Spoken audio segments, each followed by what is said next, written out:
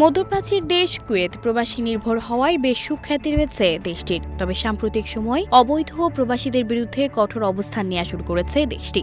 অবৈধভাবে বসবাসরত প্রবাসীদের বিরুদ্ধে ব্যাপক অভিযান চালাচ্ছে কুয়েতের আইনশৃঙ্খলা রক্ষাকারী বাহিনী।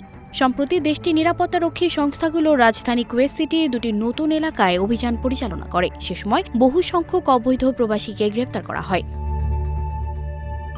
মধ্যপ্রাচ্য ভিত্তিক সংবাদ মাধ্যম গালফ নিউজ জানিয়েছে, গত শনিবার রাজধানী কুয়েত সিটির শহরতলি বেনাইদ আল গার এলাকাটি অবরুদ্ধ করে আকস্মিক অভিযান পরিচালনার কথা একাধিক স্থানীয় গণমাধ্যমে উঠে এসেছে। এতে অনেককে গ্রেপ্তারের কথা উল্লেখ করা হয়। সিটির গভর্নর আবদুল্লাহ সালেম জানিয়েছে, এই অভিযানে উচ্চপদস্থ নিরাপত্তা কর্মকর্তার সঙ্গে তিনি নিজে উপস্থিত ছিলেন। তিনি বলেছেন, এই আকস্মিক অভিযান তাদের অনন্য অভিযানের একটি অংশ। একই কায়দায় অভিযান চালানো হয় কুয়েত সিটির দক্ষিণাঞ্চল আল ফাওয়ারনিয়াতেও। সেখানে অনেককে গ্রেপ্তার করা হয়েছে বলে জানিয়েছে দেশটির স্বরাষ্ট্র মন্ত্রণালয়।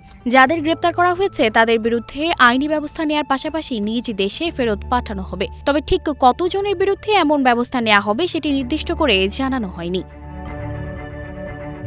দেশটির স্বরাষ্ট্র মন্ত্রণালয় আরও জানিয়েছে, যেসব প্রবাসী নিজেদের কাগজপত্র বৈধ করতে পারেননি তাদের বিরুদ্ধে এমন অভিযান অব্যাহত থাকবে। চলতি বছরের মার্চে কুয়েতে অবৈধ অভিবাসীদের বৈধ হতে ৩ মাসের একটি সময়সীমা বেঁধে দেওয়া হয়। ওই সময় কোনো অভিযোগ ও কারো বিরুদ্ধে ব্যবস্থা নেওয়া হয়নি, কিন্তু সেই নির্ধারিত সময়ের মধ্যেও যারা বৈধ হতে পারেনি তাদের বিরুদ্ধে এখন কঠোর হচ্ছে দেশটি। এর আগে বেঁধে দেওয়া ৩ মাসে অবৈধ অভিবাসীদের কোনো ধরনের জেল জরিমানা ছাড়া নিজ দেশে ফেরত যাওয়ার সুযোগও দেওয়া হয়। যারা সুযোগটি ব্যবহার করে কুয়েতে ছেড়েছেন তারা চাইলে বৈধ উপায়ে আবার যেতে পারবেন। কুয়েতে সব মিলিয়ে ৪৮ লাখ মানুষের বসবাস, যার মধ্যে ৩৩ লাখই বিদেশি।